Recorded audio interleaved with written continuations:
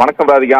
தமிழக வெற்றி கழகத்தின் தலைவர் விஜய் ஒவ்வொரு மாவட்டத்திலும் பிரச்சாரம் மேற்கொண்டு வந்தார். கடந்த செப்டம்பர் மாதம் 27ஆம் தேதி கரூர் வேலுசாமிபுரத்தில் நடைபெற்ற பிரச்சார கூட்டத்தில் 41 பேர் பலியான நிலையில் விஜயின் பிரச்சாரம் அனைத்தும் ஒத்திவைக்கப்பட்டது. தொடர்ந்து கட்சியின் நிகழ்வுகள் எதுவும் நடைபெறாமல் இருந்த நிலையில் உயிரிழந்த குடும்பத்திற்கு மட்டும் விஜய் அவர்கள் ஆறுதல் தெரிவித்தார். இந்த நிலையில் டிசம்பர் 4ஆம் தேதி சேலம் மாவட்டத்தில் இருந்து மீண்டும் விஜய் பிரச்சாரத்தை தொடங்க உள்ளார். அதற்காக நேற்றைய தினம் தமிழக வெற்றி கழகத்தின் நிர்வாகிகள் அனுமதி கேட்டு சேலம் மாநகர காவல் ஆணையாளரிடம் மனு வழங்கினர்.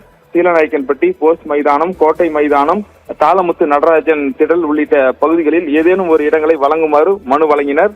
ஆனால் இந்த மனு மீது தற்பொழுது நேற்றைய தினமே எந்த ஒரு நடவடிக்கையும் தற்பொழுது இவர்களுக்கு அனுமதி வழங்க முடியாது என்று காவல்துறை சார்பில் வாய்மொழியாக தெரிவிக்கப்பட்டது.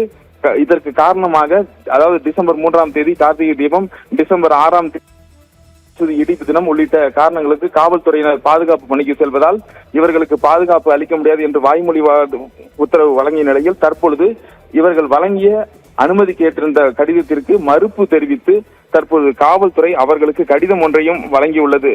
அந்த கடிதத்தில் 4ஆம் தேதி கட்சியின் சார்பாக நடைபெற இருந்த அன்றைய தினத்தில் சேலம் மாவட்டத்தில் இருந்து பல்வேறு பகுதிகளுக்கு காவல்துறையினர் பாதுகாப்பு பணிக்கு செல்வதற்கும் அதே போல அவர்கள் அளித்த அந்த 4ஆம் தேதி எத்தனை பேர் இந்த கூட்டத்தில் கலந்து கொள்வார்கள், எந்தெந்த மாவட்டத்தில் இருந்து சேலம் மாவட்டத்திற்கு நிகழ்ச்சிக்கு கலந்து கொள்ள வருவார்கள் போன்ற எந்த ஒரு முக்கிய விவரங்களும் இடைபெறவில்லை.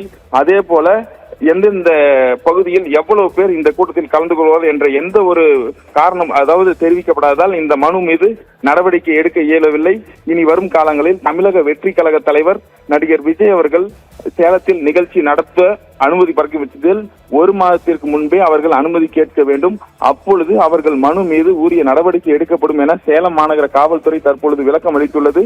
இதனால் நேற்றைய தினம் அவர்கள் வழங்கிய மனு மீது நிராகரிக்கப்பட்டு அதற்காக தற்பொழுது சேலம் மாநகர காவல்துறை அவர்களுக்கு விளக்கமான ஒரு கடிதத்தையும் அனுப்பியுள்ளது.